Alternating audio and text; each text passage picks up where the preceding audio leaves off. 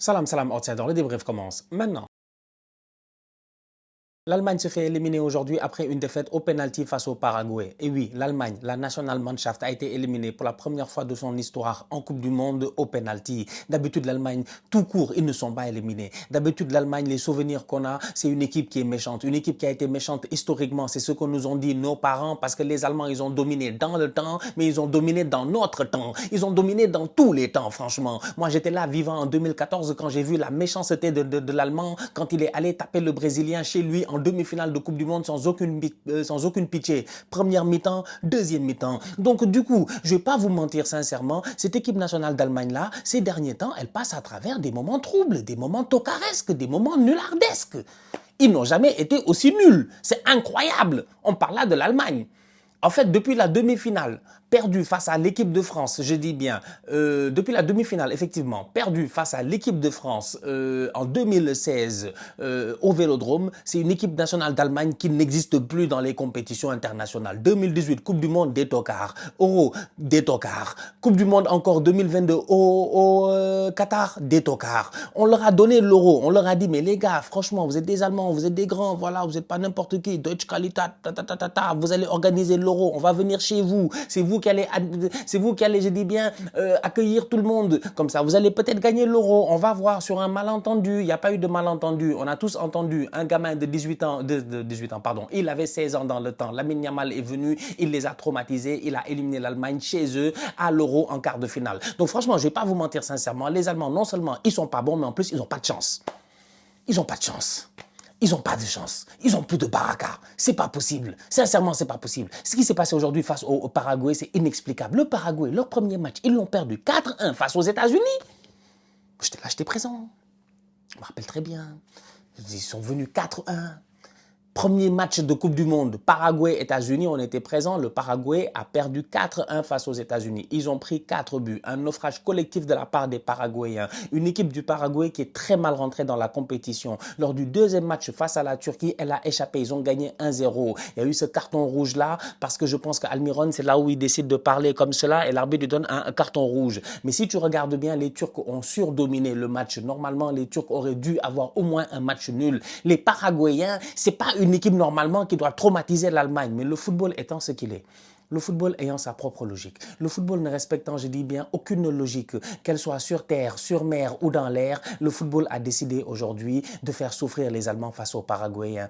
90 minutes durant, 120 minutes durant, les Allemands ont essayé de percer ce bloc paraguayen. Ils n'ont pas réussi à le faire. Légalement. Ils ont marqué un but. L'arbitre a dit qu'il y avait faute. On peut en parler rapidement, est-ce qu'il y a faute ou pas sur le but de l'Allemand, sur le but de Jonathan Tah. J'ai envie de dire qu'il y a obstruction sur le gardien. En fait, le gardien est maître dans la surface de réparation. Il joue bien le coup, le gardien. L'obstruction n'est même...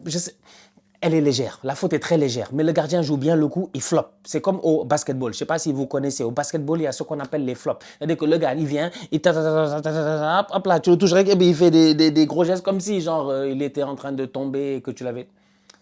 Il s'est bien sorti. Franchement, il s'en est bien sorti, le gardien paraguayen. Il va demander cette faute-là, il se relève. Après, il y a le but. L'arbitre va à la VAR intervient. Et malheureusement, le but allemand est annulé. Mais même malgré ça, ça a été compliqué. Ça a été compliqué. En fait, l'Allemagne joue à l'image de Kai Havertz.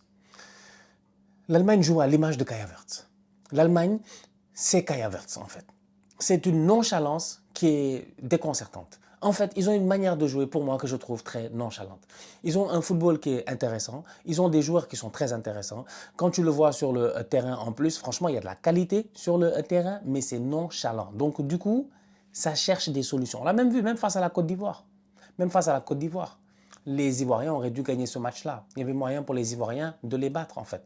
Tu sens l'équipe qui n'a pas cette intensité-là, en fait, tu vois. Elle a l'intensité sur les contacts physiques, ça je ne l'enlève pas, mais elle n'a pas l'intensité dans la vitesse d'exécution de son football. Et donc, du coup, elle a du mal à surprendre certains blocs bas, elle a du mal à surprendre certaines défenses. Et aujourd'hui, on l'a vu. Et au-delà de cela, elle n'a pas les joueurs pour déstabiliser. Beaucoup de joueurs d'axe dans cette équipe nationale d'Allemagne, peu d'ailiers percutants. Je disais la dernière fois que c'est pas normal que Leroy Sané soit encore un ailier titulaire aujourd'hui, en 2026, en équipe nationale d'Allemagne. Il est intouchable. C'est parce que les Allemands ne peuvent pas produire d'ailier. C'est pas normal.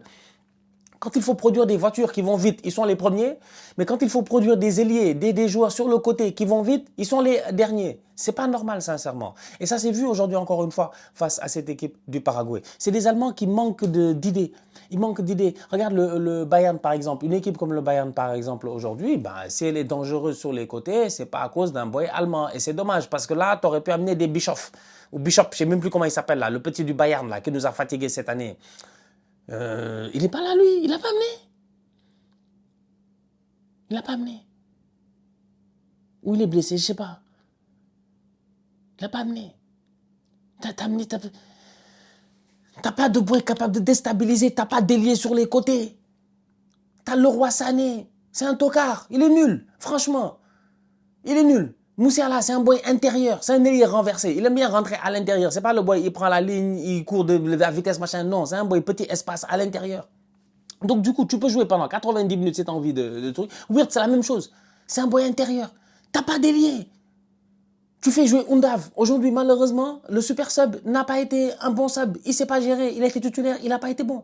T'as pas d'ailier. Donc, tu as un football allemand qui est stéréotypé, tu as un football allemand qui est lent, tu as un football allemand qui est très slow face à une équipe du Paraguay qui claque un but à la quoi? À la 42e minute quand Etizo vient claquer son but sur peut-être leur première action dangereuse. Vraiment. Leur première peut-être vraie action dangereuse, concrètement parlant, le dédoublement. En fait, c'est là où tu vois, en fait, quand je dis nonchalant, regarde le but du Paraguay, la sortie de balle, c'est les Allemands, ils ont le ballon. C'est les Allemands, ils doivent dégager le ballon, ils dégagent pas le ballon. Récupération, tacle rageux de la part du joueur paraguayen qui sait que tous ces joueurs sont montés. Il sait qu'ils sont en danger s'il y a contre-attaque. Il ne laisse pas le ballon passer. Il récupère ce ballon-là. Le ballon revient. Le dédoublement qui a été fait par les boys paraguayens pour la passe décisive de, comment il s'appelle, de Galarza, c'est du n'importe quoi. Franchement, je suis désolé. En fait, ils sont deux Allemands dans le trou. Dans le trou. Tous les deux dans le trou. Pavlovic, Brown, Pavlovic, je sais pas, c'est méchant. Je sais pas c'est qui. Ils sont deux Allemands dans le trou. Ils se gèrent pas.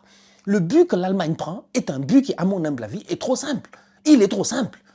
Ils sont pas concentrés, ils sont nonchalants sur une sortie de balle sur un corner paraguayen. Le corner, venez sortir le ballon. Sortez, remontez la ligne. Ils ne remontent pas la ligne, ils ne sortent pas le ballon. Et derrière, ils prennent ce but-là. Superbement bien fait de la part de Enciso qui est venu claquer une tête. Donc du coup, quand je dis que l'Allemagne, c'est Kai Havertz, c'est parce que leur football est nonchalant, leur football est dans la finesse, leur football est non. Il manque quelque chose aujourd'hui à cette équipe nationale d'Allemagne-là. Il leur manque en fait cette vivacité, cette vitesse-là qu'ils avaient dans le temps, mais que malheureusement, aujourd'hui, force est de constater qu'ils n'ont plus. Sincèrement, ils ne l'ont pas. Ils ne l'ont pas, ils ne l'ont pas. Et ça leur a fait mal parce que plus le temps avançait et plus tu sentais qu'ils n'avaient pas d'idée. Donc du coup, on va en prolongation. Oui, là, il y a ce but-là de Jonathan Tah qui est annulé à cause voilà, de la faute sur le gardien. On va au penalty. Les Allemands ne se gèrent pas, Kai Havertz ne fera pas bien son penalty et ensuite les Paraguayens peuvent tuer, ils ont 2 balles de match techniquement en fait, hein. Ils ont eu de la chance quand même parce que la troisième s'ils l'avaient raté là on aurait voulu les Paraguayens s'ils ne s'étaient pas qualifiés aujourd'hui parce que à un moment donné ils devaient se qualifier, tu vois. Donc même si l'Allemagne a dominé le match, même s'ils avaient le ballon et tout, ils n'ont pas réussi à claquer ce but là qui les aurait mis à l'abri, ce deuxième but. Ils vont au penalty et malheureusement au penalty, ben vous-même vous savez, c'est une loterie, c'est un peu de chance, c'est un peu de baraka aussi. Donc Jonathan Tah qui avait marqué juste avant qu'il frappe son penalty et qu'il le fout en l'air et derrière comment il s'appelle le gars c'est pas Balbuena parce que Balbuena il a raté, c'est Canale qui vient et qui claque ce but qui envoie le Paraguay en 8e de finale. Donc voilà. L'Allemagne quand même, hein, c'est l'Allemagne. Ça fait plusieurs compétitions qui sont nulles. En fait, la réalité, c'est que j'ai hâte de voir au prochain Euro comment ils vont s'en sortir. J'ai hâte de voir si Nagelsmann va rester ou pas. Ça fait 2 compétitions d'affilée qu'il floppe, qu'il rate. L'Euro à domicile, tu fais pas dernier carré, même si c'est l'Espagne qui te sort et qu'ils sont champions d'Europe derrière et que c'était l'Espagne. Il y avait moyen de passer. Main de Cucurella, manque de chance aussi là-bas. Et ici, tu regardes ce match-là face au Paraguay, tu es comme, ouais, c'est une faillite en fait. C'est une faillite de cette équipe allemande-là qui n'a pas réussi à déstabiliser ce bloc paraguayen-là, qui a réussi à claquer son but et qui avait un excellent gardien de but. Franchement, Gil, il a fait un match. En plus, il est confiant. Lui, il est sur sa ligne, on dirait un boxeur. Tu sentais qu'il était prêt pour arrêter les penalties. Donc, voilà.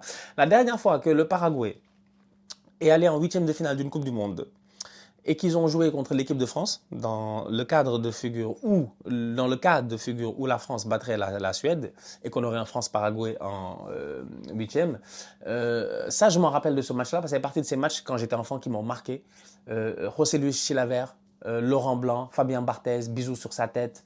But de Laurent Blanc en prolongation, la France qui gagne à l'arraché en huitième de finale de la Coupe du Monde chez elle pour battre après l'Italie, après la Croatie et le Brésil pour être champion du monde. Donc, France, Paraguay, éventuellement, en cas de victoire face à la Suède, en huitième de finale, et victoire de la France face au Paraguay, la dernière fois que c'est arrivé, la France a été championne du monde. En tout cas, j'aime bien les petits trucs historiques comme ça, là. On va voir ce que ça va donner cette fois-ci. Peut-être que ça va être le contraire aussi. La famille, on se capte très bientôt pour une nouvelle vidéo. D'ici là, on continue à liker, on continue à partager, on s'abonne, on s'abonne, on s'abonne. On est ensemble, on reste en santé, toujours le plus important. Tous outside.